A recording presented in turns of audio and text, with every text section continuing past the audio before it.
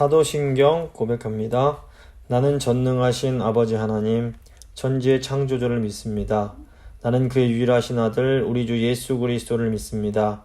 그는 성령으로 잉태되어 동정녀 마리아에게서 나시고 본디오 빌라도에게 고난을 받아 십자가에 못 박혀 죽으시고 장사된 지 사흘 만에 죽은 자 가운데서 다시 살아나셨으며 하늘에 오르시어 전능하신 아버지 하나님 우편에 앉아 계시다가 거기로부터 살아있는 자와 죽은 자를 심판하러 오십니다. 나는 성령을 믿으며 거룩한 공교회와 성도의 교제와 죄를 용서받는 것과 몸의 부활과 영생을 믿습니다. 아멘. 찬송가 85장입니다. 찬송가 85장 찬양하십니다.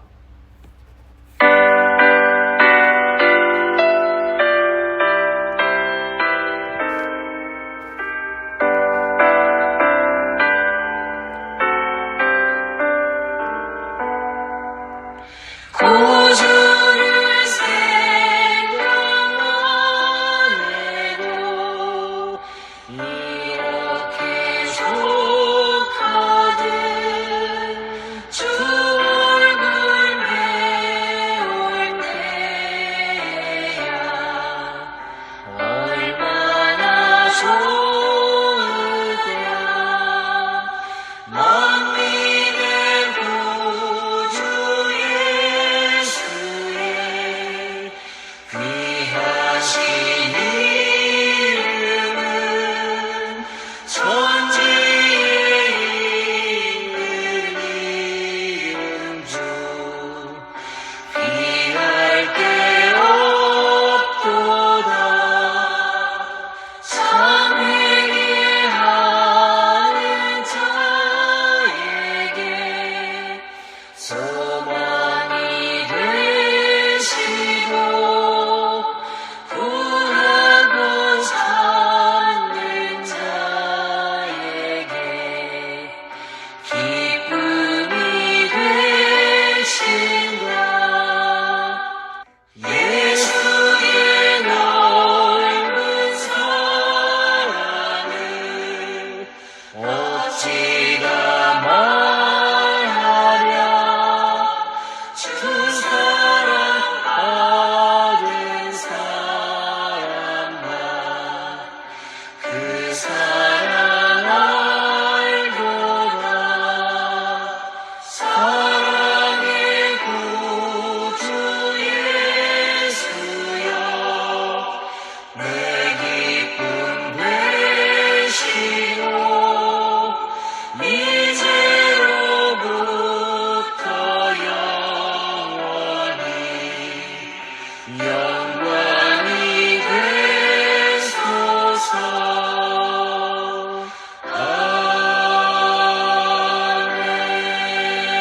아멘. 기도하시겠습니다. 좋으신 하나님 감사합니다. 늘 연약하여 넘어질 수밖에 없고 죄를 지을 수밖에 없는 저희를 또 사랑하셔서 다시 저희를 이 풍성한 말씀의 식탁으로 앉혀주신 것 감사합니다. 오늘 말씀 통해서 이제 하나님 진정한 예배가 무엇인지 저에게 알려주실 텐데 말씀 들으시는 성도님들 한 분 한 분 가운데 아버지 들을 귀가 있게 하시고 정말 그 풍성한 말씀의 식탁을 차려주시고 저희를 기다리시는 이 아버지의 품으로 돌이켜 달려오는 시간 될 수 있도록 성령님 역사하여 주시옵소서. 주님만 의지합니다. 감사드리며 예수님 이름으로 기도드립니다. 아멘. 오늘 주신 하나님 말씀은 시편 50편 1절부터 23절까지의 말씀입니다. 시편 50편 1절부터 23절까지의 말씀.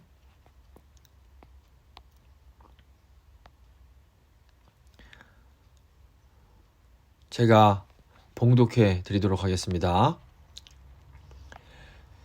전능하신 이 여호와 하나님께서 말씀하사 해 돋는 데서부터 지는 데까지 세상을 부르셨도다. 온전히 아름다운 시온에서 하나님이 빛을 비추셨도다. 우리 하나님이 오사 잠잠하지 아니하시니 그 앞에는 삼키는 불이 있고 그 사방에는 광풍이 불리로다. 하나님이 자기의 백성을 판결하시려고 위 하늘과 아래 땅에 선포하여 이르시되 나의 성도들을 내 앞에 모으라. 그들은 제사로 나와 언약한 이들이니라 하시도다. 하늘이 그의 공의를 선포하리니 하나님 그는 심판장이심이로다.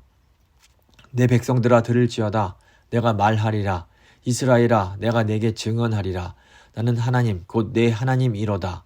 나는 내 재물 때문에 너를 책망하지는 아니하리니 내 번제가 항상 내 앞에 있음이로다. 내가 내 집에서 숫소나 내 우리에서 숫 염소를 가져가지 아니하리니 이는 삼림의 짐승들과 무산의 가축이 다 내 것이며 산의 모든 새들도 내가 아는 것이며 들의 짐승도 내 것이미로다. 내가 가령 주려도 내게 이르지 아니할 것은 세계와 거기에 충만한 것이 내 것이미로다. 내가 숫소의 고기를 먹으며 염소의 피를 마시겠느냐. 감사로 하나님께 제사를 드리며 지존하신 이에게 내 서원을 갚으며 환난 날에 나를 부르라. 내가 너를 건지리니 내가 나를 영화롭게 하리로다. 악인에게는 하나님이 이르시되 내가 어찌하여 내 율례를 전하며 내 언약을 내 입에 두느냐. 내가 교훈을 미워하고 내 말을 내 뒤로 던지며 도둑을 본즉 그와 연합하고 가늠하는 자들과 동료가 되며 내 입을 악에게 내어주고 내 혀로 거짓을 꾸미며 앉아서 내 형제를 공박하며 내 어머니의 아들을 비방하는도다. 내가 이 일을 행하여도 내가 잠잠하였더니 내가 나를 너와 같은 줄 생각하였도다. 그러나 내가 너를 책망하여 내 죄를 내 눈앞에 낱낱이 드러내리라 하시는도다. 하나님을 잊어버린 너희여 이제 이를 생각하라. 그렇지 아니하면 내가 너희를 찢으리니 건질 자 없으리라. 감사로 제사를 드리는 자가 나를 영화롭게 하나니 그의 행위를 옳게 하는 자에게 내가 하나님의 구원을 보이리라. 아멘. 오늘은 시편 50편 말씀 함께 나누고 기도하도록 하겠습니다. 시편 50편은 레위 성가대의 대장인 아삽이 지은 시입니다.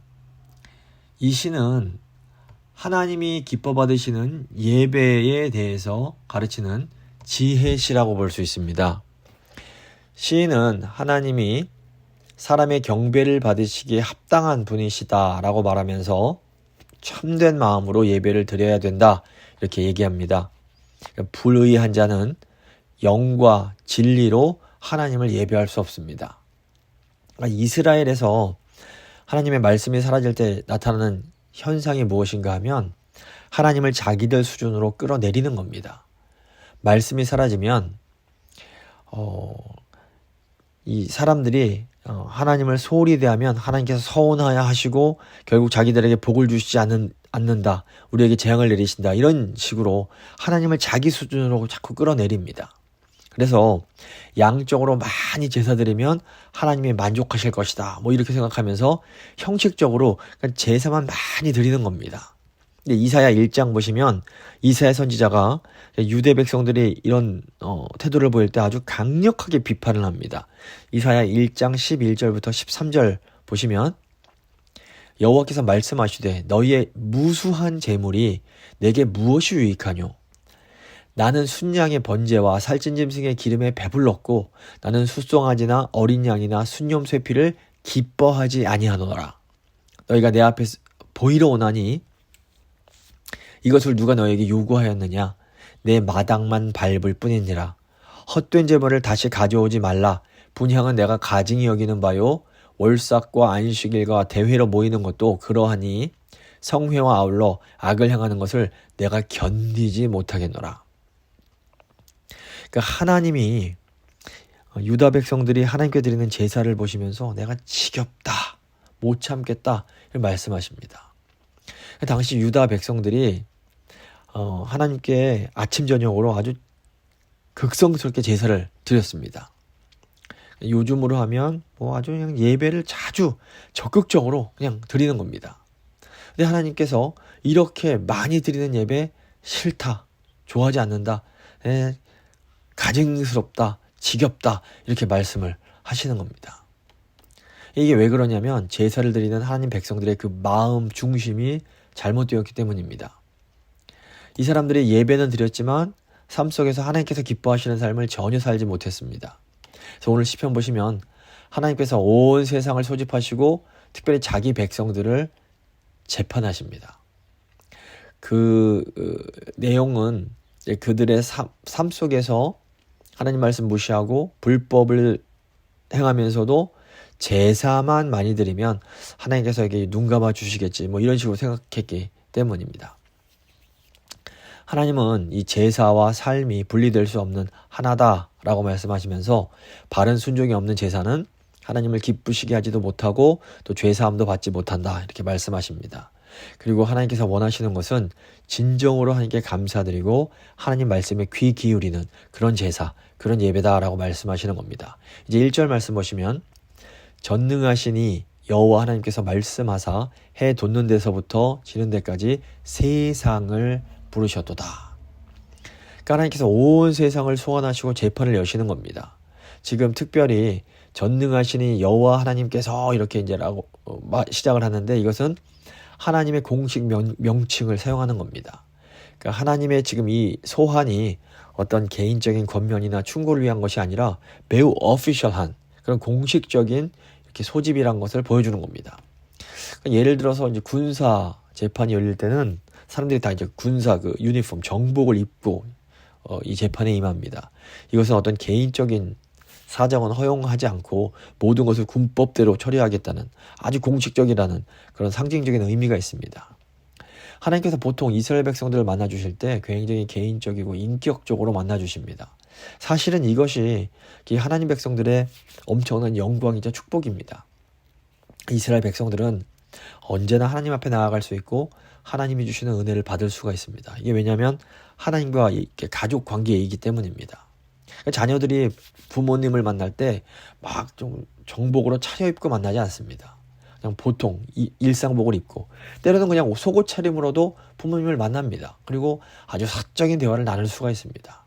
그런데 오늘 본문 보시면 하나님께서 아주 공식적으로 이스라엘 백성을 부르십니다. 이게 왜 그런 거냐? 아니, 왜 이런 것이냐면 지금 이 만남이 이 소집이 자녀와 어떤 부모, 가족으로 만나는 것이 아니라 공식적인 관계로 따질 것을 따지고 책망할 것을 책망하시겠다라는 겁니다. 지금 또 해 돋는 데부터 해 지는 데까지 세상을 부르시는데 이것은 온 세상을 소집하시고 이스라엘에 이렇게 관심을 가지게 이스라엘을 이제 바라보게 증인으로 보게 하셨다는 겁니다. 이 소집의 이유가 뭡니까? 이스라엘의 잘못을 온 세상에게 알려주시는 겁니다. 하나님께서 자녀들이 잘못한 것을 쉬쉬하고 덮고 지나가시면 이 세상이 하나님 이거 편애하시는 분이구나, 편파적인 분이구나 이렇게 오해할 수 있습니다. 이스라엘은 사실 이 세상에 하나님이 어떤 분이신지를 알려주는 통로의 역할을 하는 겁니다. 이것이 이스라엘의 존재의 목적입니다. 하나님을 보여주는 거. 이게 이스라엘의 존재의 목적입니다. 그런데 이스라엘이 변질되면서 하나님의 모습도 아주 왜곡시켜버리게 되는 겁니다. 그래서 이스라엘이 지금 하나님이 다른 우상들처럼 뭐 화려한 제사나 이런 거를 원하시는 분으로 보이게 만들고 있었습니다. 그래서 하나님께서 이스라엘이 하나님에 대해서 이렇게 오해하게 만든 것들을 그렇지 않다라고 낱낱이 따져서 밝히시는 겁니다. 사실 오늘날 많은 교회들도 똑같은 잘못을 저지릅니다. 세상 사람들은 우리 믿는 자들, 그리스도인들의 모습을 보면서 하나님이 어떠신 분인지 추측하게 됩니다. 그런데 이제 사람들 보기에 교인들 모습이 뭐 거룩하고 이타적이고 뭐 이렇게 멋있고 아름다운 것이 아니라 굉장히 탐욕적이고 굉장히 이기적이고 이런 식으로 세상과 전혀 다를 바 없는 세상보다 오히려 더 욕심스러운 그런 모습으로 사람들이 지금 교회를 보는 겁니다. 요즘 그래서 미디어를 보면 특별히 이제 개신교 뭐 이렇게 다니는 사람들의 모습이 굉장히 이렇게 이기적이고 못된 것으로 많이 그릴 때가 많습니다. 이게 다 하나님의 그런 거룩하시고 아름다운 모습들을 다 왜곡시키는 겁니다. 하나님께서 지금 자기 백성을 심판하시는 것은 사실 어떻게 보면 하나님의 체면을 깎아먹는 겁니다. 근데 하나님이 자신의 거룩하신 이름에 먹칠을 당하고 자신의 그 거룩하심이 손상당하시는 일이 있을지라도 지금 자기 백성들의 죄를 드러내시고 심판하실 것을 심판하시겠다는 겁니다. 그래야 하나님께서 세상도 공정하게 심판하실 수 있기 때문입니다. 2절과 3절 보시면 온전히 아름다운 시온에서 하나님이 빛을 비추셨도다. 우리 하나님이 오사 잠잠하지 아니하시니 그 앞에는 삼키는 불이 있고 그 사방에는 광풍이 불리로다. 하나님께서 너무나 잠잠하게 계셨습니다. 그래서 이스라엘이 하나님을 마치 연로하고 병든 노인 취급을 했던 겁니다. 심지어 하나님을 그냥 성전에만 갇혀 계신 분으로 생각하고 실생활은 자기들 마음대로 행하면서 아주 악하고 못된 일을 행했습니다. 그런데 하나님은 이런 이스라엘 백성들이 생각한 것보다 어마어마하게 크신 분입니다. 하나님께서 시온에서 이제 빛을 한번 쫙 발하시니까 온 세상이 다 환해집니다. 그 앞에서 어떤 죄도 감출 수 없는 그런 빛으로 나타나시고 하나님께서 말씀하시니까 그냥 불이 일어나고 광풍이 불어 닥칩니다. 이것은 이스라엘에 임하는 이제 재난에 대해서 비유적으로 시적으로 표현하는 겁니다. 이제 이스라엘에 임하는 재난이 또 외부에서 오는 침략일 수도 있고 뭐 자연재해일 수도 있고 내적으로 일어난 어떤 어려움들일 수도 있습니다. 이런 재난을 통해서 온 세상이 이 예루살렘을 주목하게 되는 겁니다. 그리고 이스라엘 안에 있던 이렇게 숨어있던 모든 비리들, 죄악들이 다 낱낱이 드러나게 됩니다. 4절부터 6절 보시면 하나님이 자기의 백성을 판결하시려고 위 하늘과 아래 땅에 선포하여 이르시되 나의 성도들을 내 앞에 모으라. 그들은 제사로 나와 언약한 이들이니라 하시도다. 하늘이 그의 공의를 선포하리니 하나님 그는 심판장이심이로다. 위 하늘과 아래 땅에 선포하시는 것은 모든 것을 다 철저하게 파헤쳐서 조금의 의혹의 여지도 없게 하시겠다라는 겁니다. 아무리 비리를 땅속에 감춰놓거나 저 하늘 저 위에 숨겨놔도 하나님께서는 다 찾아내셔서 온 세상에 알게 하십니다. 하나님은 지금 성도들을 제사로 하나님과 언약한 자들 이렇게 부르십니다. 하나님께서 이스라엘과 이 언약하신 것을 이제 평화의 언약 이렇게 부르는데 이 평화의 언약의 내용이 뭡니까? 이스라엘이 하나님 앞에 어떤 죄를 지었다 해도 하나님 앞에 회개하고 나와서 모세가 이렇게 정한 그 제사를 드리게 되면 하나님께서 이스라엘에게 진노하지 않으시고 그들의 모든 죄 허물을 용서해 주시겠다라는 언약입니다. 놀라운 언약입니다. 죄가 우리와 하나님을 원수되게 만들지만 우리가 제사를 드릴 수 있기 때문에 다시 하나님과 화평할 수 있게 되는 겁니다. 그리고 거기서 한 걸음 더 나가서 이스라엘 백성들이 이방을 위해서 제사를 드리고 기도하면 하나님께서 그 이방의 죄까지도 용서해 주시겠다 이런 약속을 하신 겁니다. 이것이 바로 평화의 언약이고 레위 언약이고 제사장의 언약인 겁니다. 근데 이스라엘의 잘못이 뭡니까? 이 놀라운 평화의 언약을 깨뜨려버리고 자신들의 그 거룩한 제사장직을 더럽혀버린 겁니다. 이거 어마어마하게 큰 잘못입니다. 사실 레위의 언약은 죄에 대해서 진노하시는 하나님의 진노를 축복으로 바꿀 수 있는 그런 언약이었습니다. 근데 이 언약이 깨져버리면 하나님의 진노가 그냥 임하게 됩니다. 사람들의 죄가 사함을 받지 못하고 하나님의 진노가 계속 이렇게 증가하는 이유는 이스라엘이 잘못된 제사, 거짓된 예배를 드렸기 때문입니다. 이스라엘의 가장 중요한 사명은 하나님의 진노를 막는 제사장의 사명이었습니다. 그런데 이스라엘이 거짓된 예배를 드리니까 모든 세상이 다 망하게 되는 겁니다. 이건 오늘날도 똑같습니다. 교회가 하나님 앞에서 바른 예배를 드리고 세상을 위한 이렇게 중보기도를 드리는 것 자체가 사실 교회에만 축복이 아니라 세상에도 축복입니다.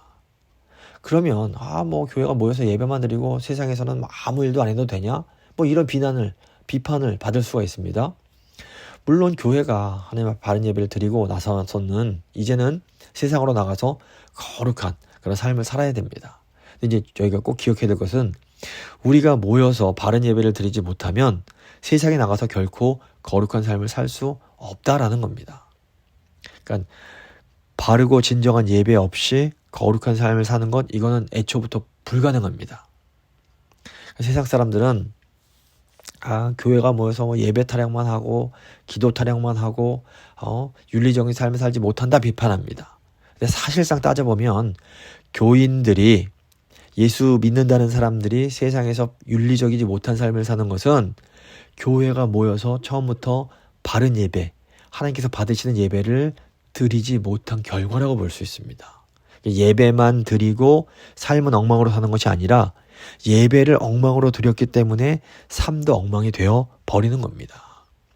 7절 보시면 내 백성아 들을지어다 내가 말하리라 이스라엘아 내가 너에게 증언하리라 나는 하나님 곧 내 하나님이로다. 그러니까 이스라엘 백성들이 양적으로 제사만 많이 드리면 하나님께서 좋아하시겠거니 이렇게 오해를 했습니다. 근데 이게 완전히 착각이었던 겁니다. 그래서 하나님께서 내 백성아 들을지어다 내가 말하리라 내가 너에게 증언하리라 이렇게 말씀을 하십니다. 이게 하나님께서 너무너무 하고 싶으셨던 말씀이고 이것이 이스라엘의 어떻게 보면 생사를 결정하는 너무너무 중요한 문제다라는 의미입니다. 8절 보시면 나는 너의 재물 때문에 너를 책망하진 아니하리니 너의 번제가 항상 내 앞에 있음이로다. 그러니까 이 제사의 이 제물로는 하나님이 책망할 필요가 없으셨던 겁니다. 너무 이스라엘이 그러니까 예배는 항상 좋은 제물을 넘치게 바치고 성전에는 제물이 떨어지지 않았던 겁니다. 근데 진짜 문제는 제물의 양이 아니라 이스라엘 백성들의 생각이었습니다. 이스라엘이 하나님을 완전히 오해하고 있었습니다.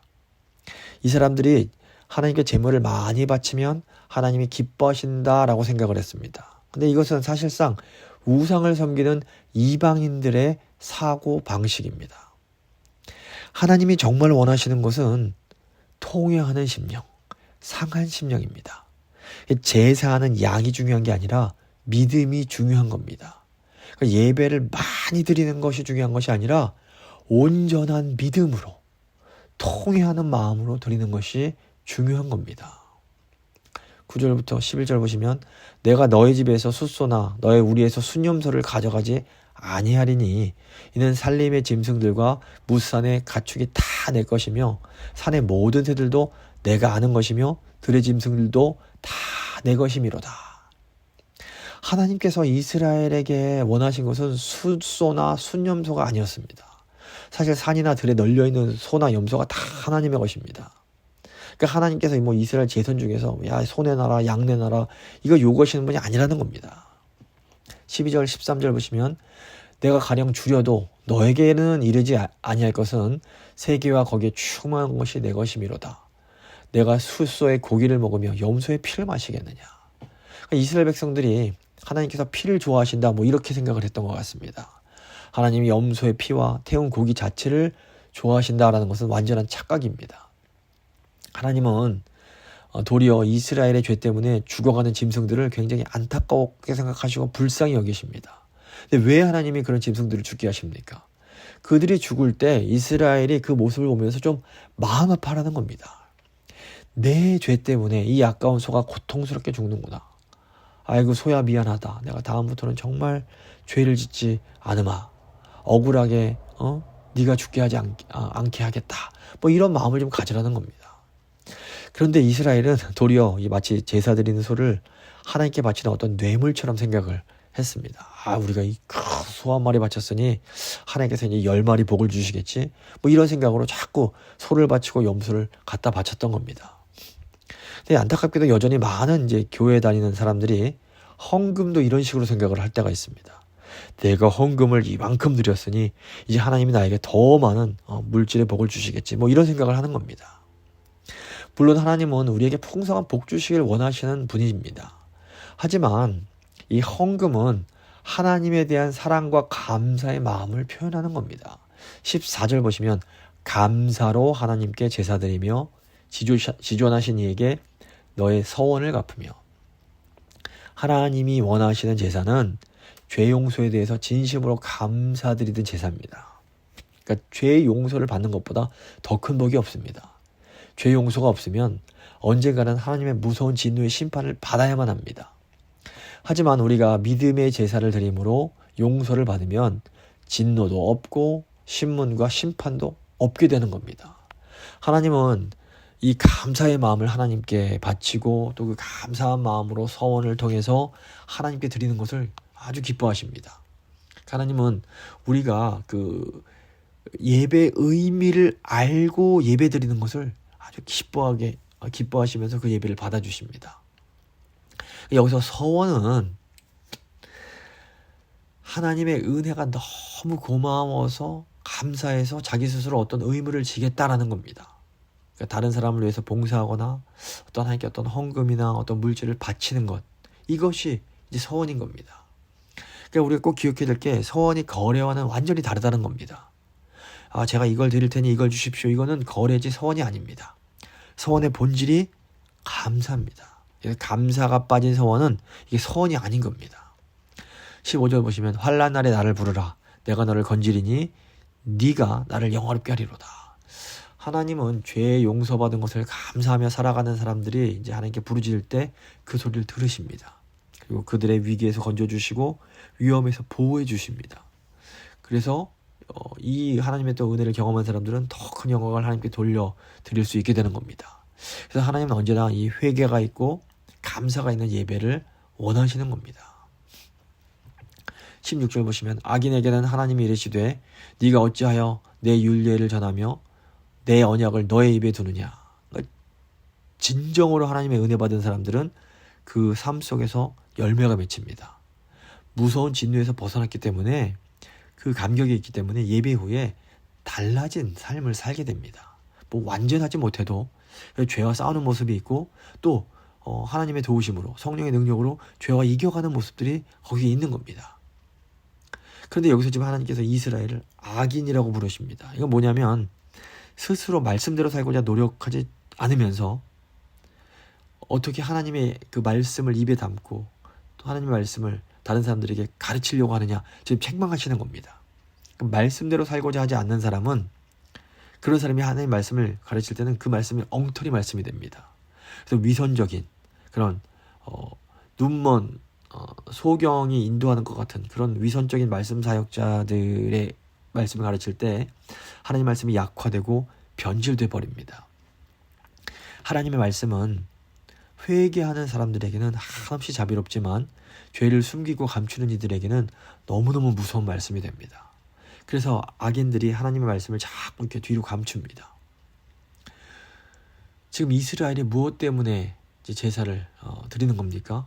이스라엘이 제사 드리는 그런 이유는 하나님의 그 죄의 용서에 대한 감사, 그리고 더 나아가 그 하나님의 말씀을 듣기 위해서 이 제사를 드리는 겁니다. 그런데 악인은 이 제사를 통해서 죄 씻음을 받지 못했기 때문에 말씀을 바로 듣지도 못하고 말씀을 바로 전하지도 못하는 겁니다. 17절부터 20절 보시면 하나님께 제사를 드리는 것은 17절입니다. 내가 교훈을 미워하고 내 말을 내 뒤로 던지며 도둑을 본즉 그와 연합하고 간음하는 자들과 동료가 되고 내 입을 악에게 내어주고 내 혀로 거짓을 꾸미며 앉아서 내 형제를 공박하며 내 어머니의 아들을 비방하는도다. 지금 우리가 하나님께 제사 드리는 것은 하나님의 말씀을 듣고 순종하기 위해서입니다. 이 제사를 드리면 그 죄 용서받기 때문에 하나님과 관계의 회복이 있게 됩니다. 근데 이제 관계가 회복이 돼야 우리가 하나님 말씀을 제대로 들을 수 있습니다. 근데 지금 이스라엘이 그 제사를 드린 후에 하나님 말씀을 듣고자 하지 않습니다. 이게 뭐냐면 그들이 드렸던 제사는 하나님과의 관계를 회복하기 위한 제사가 아니었던 겁니다. 이 사람들이 그냥 제사 드린 것으로 만족하고 아이고 됐다 이렇게 생각하고 그냥 제사 드린 후에 과거 자기들 생활로 그냥 돌아가 버리는 겁니다. 제사 드린 후에 다시 다른 사람들처럼 도둑질하고 음란하게 살고 혀로 거짓과 저주를 말하는 겁니다.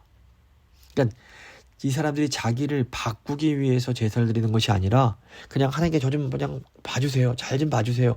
이런 마음으로 제사를 드렸던 겁니다. 마치 더러운 데서 실컷 뛰어난 다음에 그냥 목욕탕 가서 그냥 더러움 씻어내고 다시 또 그 더러운 짓 하러 돌아가는 것과 똑같은 겁니다. 오늘날 교회에 와서 예배드리는 그런 신자들의 모습 속에도 이런 안타까운 모습이 있을 수 있습니다. 그냥 형식적으로 예배드리고 와서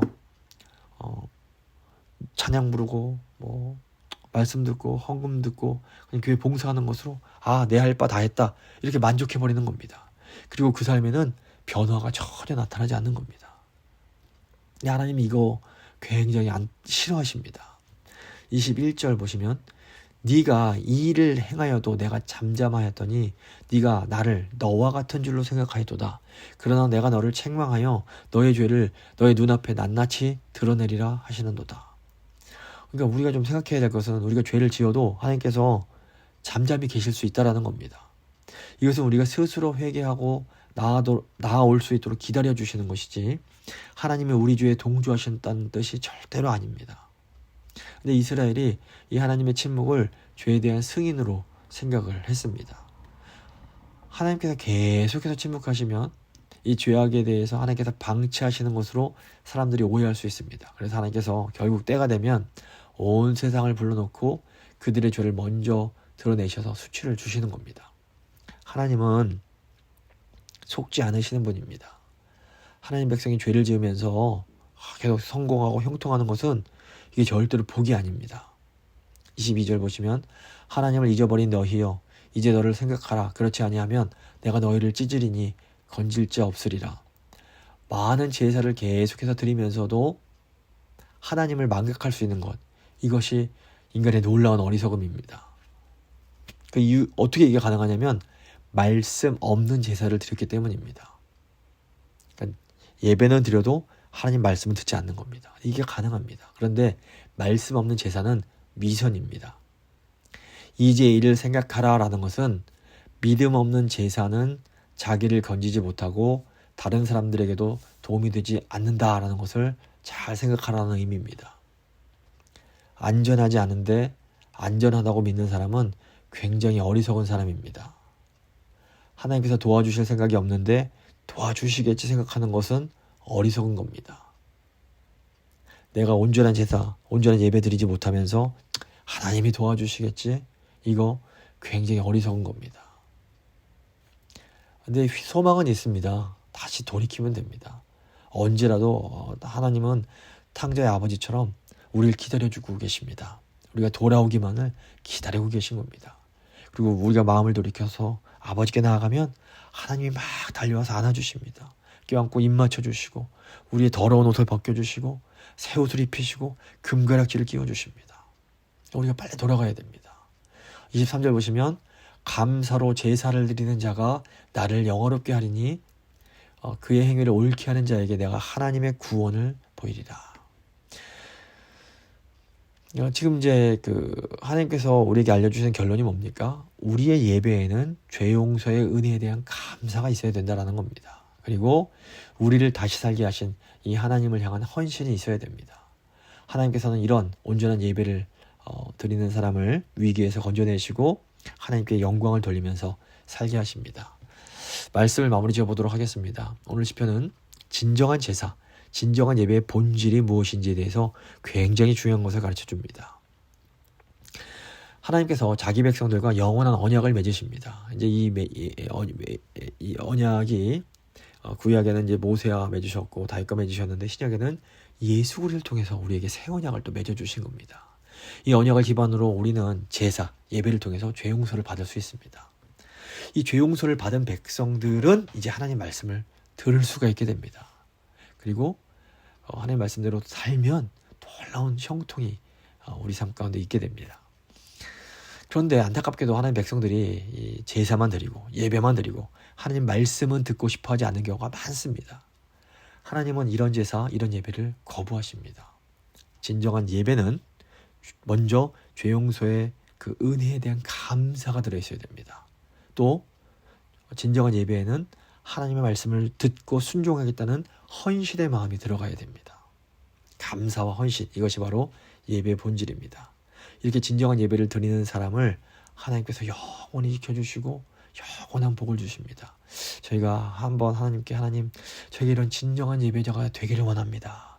늘 예배 드릴 때마다 죄 용서에 대한 감사가 있게 하시고 주님 말씀에 순종하겠다는 헌신이 있게 하여 주시옵소서. 한번 간절한 마음으로 기도하겠습니다.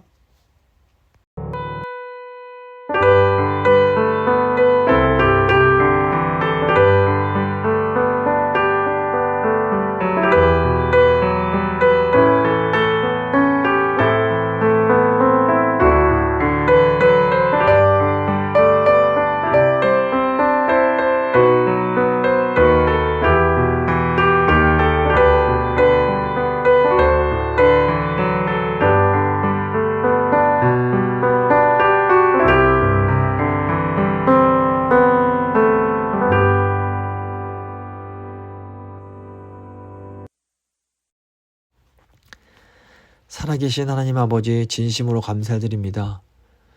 오늘 말씀을 통해서 하나님 백성이 드려야 할 진정한 예배가 무엇인지를 다시 한번 깨우쳐 주심에 감사드립니다. 하나님, 저희가 하나님 앞에 늘 예배하지만 이 예배가 형식적인 예배가 정말 제물만 드리는 예배가 되지 않게 하시고 정말 예배 드릴 때마다 죄 용서해 주시는 그 하나님의 은혜에 감격하고 감사하는 마음으로 예배 드리게 하시고, 더 나아가 하나님의 말씀을 경청하고 그 말씀대로 살겠다는 헌신의 다짐이 있게 하여 주시옵소서. 저희가 드리는 예배가 진정한 예배가 될 때 하나님, 저희가 죄 용서를 받고 하나님과의 그 교제가 회복이 되고 또 하나님께서 주시는 놀라운 형통을 저희가 경험할 수 있습니다. 회복이 일어납니다. 주여, 저희 예배가 진정한 예배가 되게 하여 주시옵소서. 저희 성도님들 한 분 한 분 가운데 성령님 역사하셔서 예배 드릴 때마다 정말 감사와 헌신으로 예배 드리는 저희 성도님들 다 되실 수 있도록 주여 함께하여 주시옵소서. 감사드리며 귀하신 우리 주 예수 그리스도의 이름으로 간절히 기도드립니다. 아멘. 찬송가 95장입니다. 찬송가 95장 찬양하시겠습니다.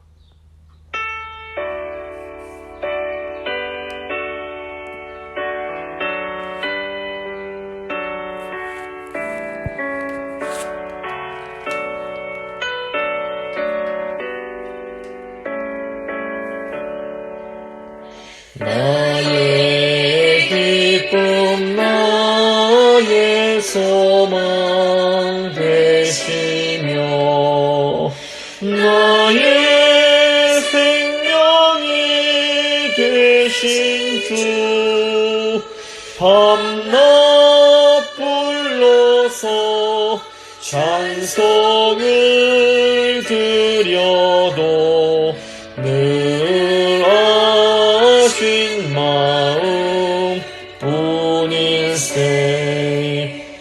나의 사모하는 선한 목자는 어느 꽃다운 동산에 양의 무리와 늘 함께 가셔서 기쁨을 함께 하실까.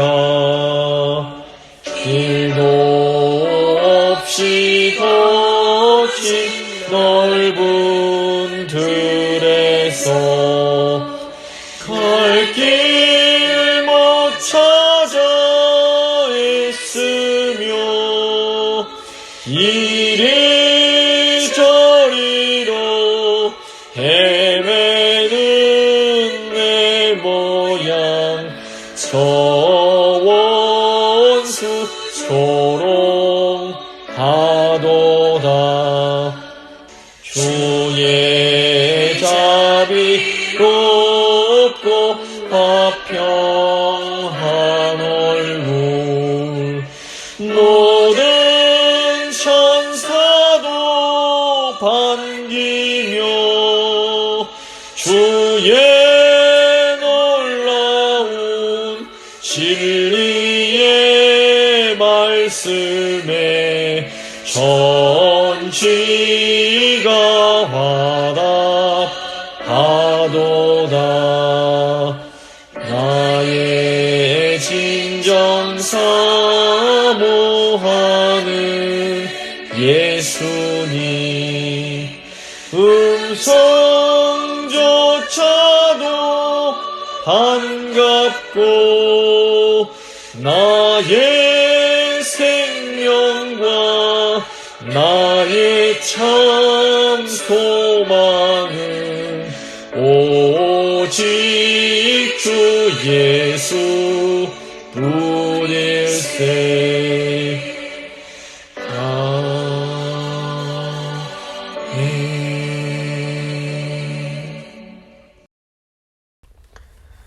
주님 가르쳐 주신 기도로 예배 마치도록 하겠습니다. 하늘에 계신 우리 아버지, 아버지의 이름을 거룩하게 하시며 아버지의 나라가 오게 하시며 아버지의 뜻이 하늘에서와 같이 땅에서도 이루어지게 하소서. 오늘 우리에게 일용할 양식을 주시고 우리가 우리에게 잘못한 사람을 용서해 준 것 같이 우리 죄를 용서해 주시고 우리를 시험에 빠지지 않게 하시고 악에서 구하소서. 나라와 권능과 영광이 영원히 아버지의 것입니다. 아멘.